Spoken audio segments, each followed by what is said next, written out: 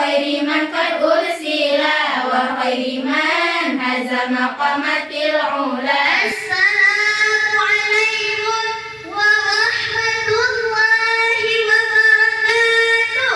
وعليكم السلام ورحمة الله وبركاته. الحمد لله تعالى عن الزنا وأمرنا بطلب العلم والعمل، والصلاة والسلام على نبينا المصطفى المختار وعلى آله وصحبه الخيار. أما بعد, kata-kata ta'zim wal ikraman saya kepada ulama-ulama mutaqaddimin, ulama mutaakhirin dan muktabar keduanya.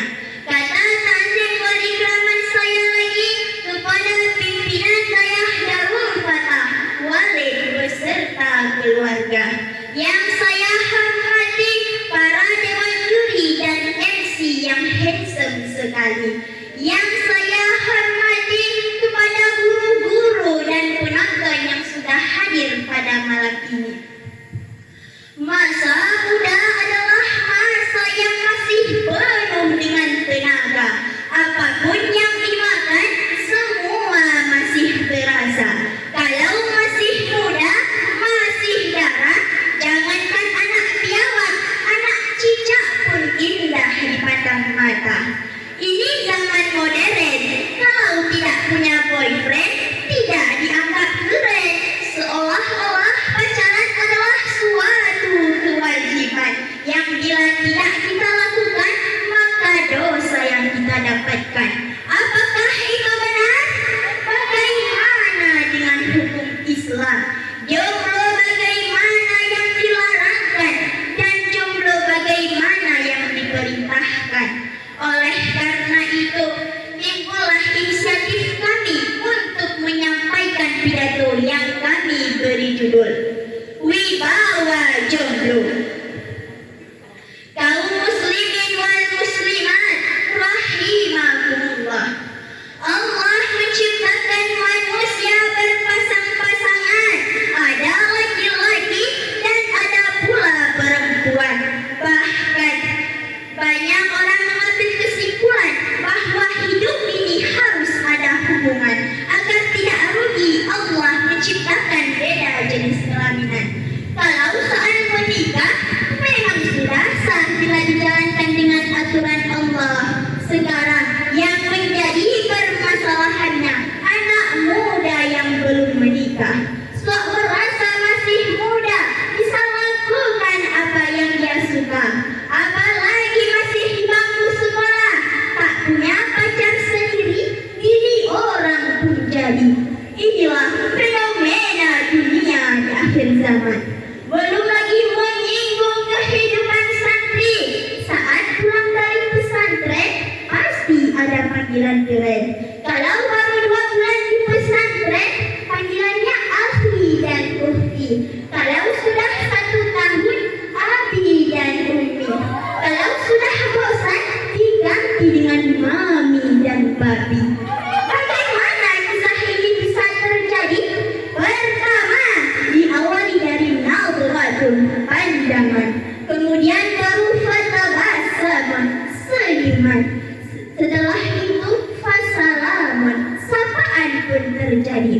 Kalau 3 cara ini sudah dilalui, langkah selanjutnya faliqa'un, pertemuan. Efek sering bertemu dapat menimbulkan benih-benih cinta. Kalau kita masuk dalam perangkap cinta, sudah pasti berbahaya. Hitam layaknya kopi, tapi seperti susu nampak di mata. Begitulah kalau cinta sudah berbicara. Teleponan berjam-jam, serasa 2 menit. Begitulah kecepatan waktu berjalan. Nyamuk sedang menggigit, pulsa pun sudah habis, baru ia tersadar. Kalau begini kejadiannya, besar kemungkinan terjadinya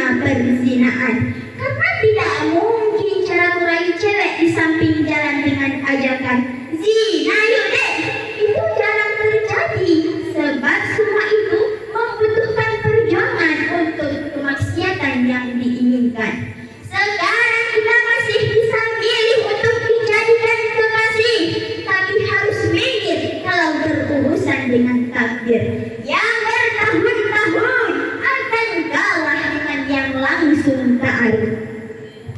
Hadirin yang dirahmati oleh Allah, mengapa dilarang pacaran, diperintahkan jomblo untuk hal tersebut?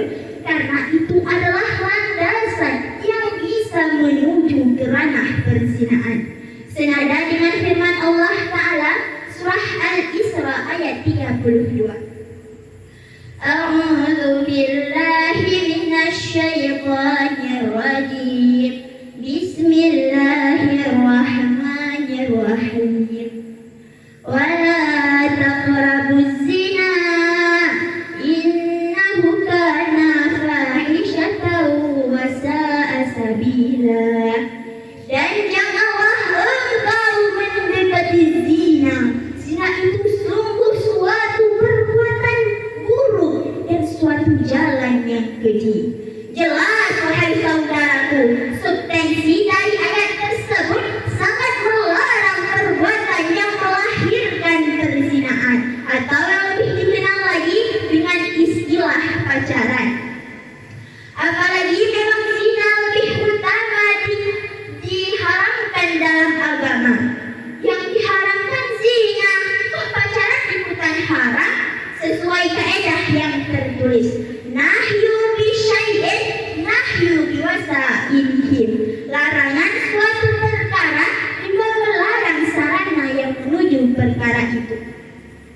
Memang manusia sangat suka pada hal-hal yang tidak berguna. Bukan cuma anak muda yang umur sudah tua pun sama. Mereka sudah tidak memikirkan lagi tentang agama. Yang penting senang dalam dunia. Seolah-olah umurnya masih panjang, masih ingin bersenang-senang dalam perkara dunia. Tidak meluangkan waktu untuk membaca Al-Quran. Yang penting TikTok tetap berjalan.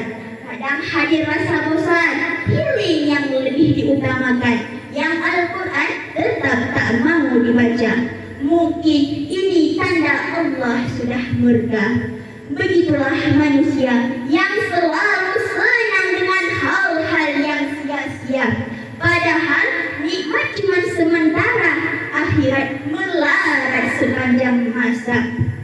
Yang mengaku dirinya Islam, tapi perkara yang diperintah tak pernah dikerjakan. Baguskah Islam seperti itu? Tidak. Tapi bagaimana juga Islam yang bagus? Disuruh jomblo pada perkara tersebut.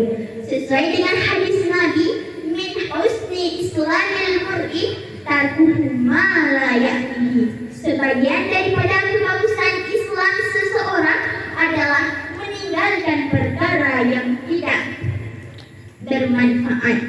Di saat kita meninggalkan perkara yang tidak bermanfaat, otomatis kita akan melakukan hal-hal yang berguna, sehingga mulus untuk menempuh cita-cita. Disentil dengan kata para pujangga, sungguh bodoh yang menghambat cita-cita cuman gara-gara wanita. Hal itu tidak berguna, karena cita-cita adalah prestasi anak muda. Karena cita-cita adalah prestasi anak muda.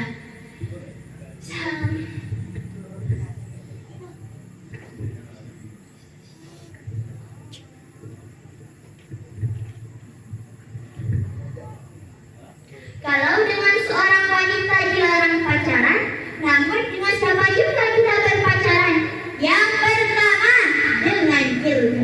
Mengapa dengan ilmu? Karena dengan ilmu kita bisa beramal. Sedangkan amal adalah hikmah Allah menciptakan manusia. Makanya dalam mazhab Imam Hambali ada seorang ulama yang disandingkan gelar Syekhul Islam. Ilmunya luar biasa. Ilmunya pun luar biasa, seluas lautan dalam dunia. Beliau adalah Ibnu Taimiyah. Mengapa beliau sukses? Karena sangat cinta kepada ilmu, sehingga jomblo untuk menikah. Dengan ilmu, beliau istiqamah. Dalam mazhab Imam Syafi'i juga ada Imam Nawawi yang luar biasa. Meskipun beliau lahir setelah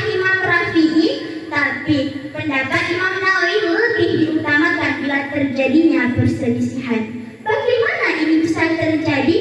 Karena Imam Nawawi jomblo selama-lama, jauh dari harta, tahta, dan juga wanita. Dengan ilmu beliau tetap setia. Sehingga ada satu kata Imam Nawawi yang teringat dalam jiwa. Yamutul ilmu baina fakhsai nisa'i. Matinya ilmu terletak di antara dua paha wanita. Maksudnya bagaimana? Saat kita sudah menikah atau berpacaran, waktu yang dulunya terrealisasi dengan ilmu, kini harus mengalih fungsi untuk mencari nafkah. Sehingga terbitlah lagu. Jomblo happy memang pilihan hati, bukan karena tak mampu untuk mencari kekasih. Jomblo happy memang pilihan hati, agar ku bisa fokus belajar dan mengaji.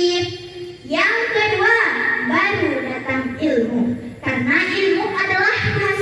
Yang kedua, baru datang amal, karena amal adalah kehasilan daripada ilmu. Baru seseorang dianggap berilmu, ia harus beramal dengan ilmu yang diketahuinya. Jika ia berilmu tapi tak beramal, berarti al-wujudu kal-ami, berilmu tapi tak berfaedah. Sehingga jika dikombinasikan antara ilmu dan amal, insya Allah surga yang dituju.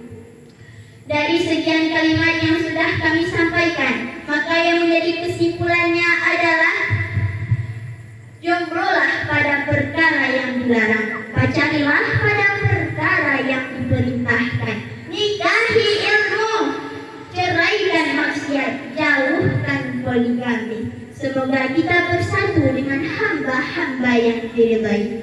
Aqulu qawli hadza wa astaghfirullahil azim li wa lakum wa lisairil muslimina wal muslimat wa astaghfiruhu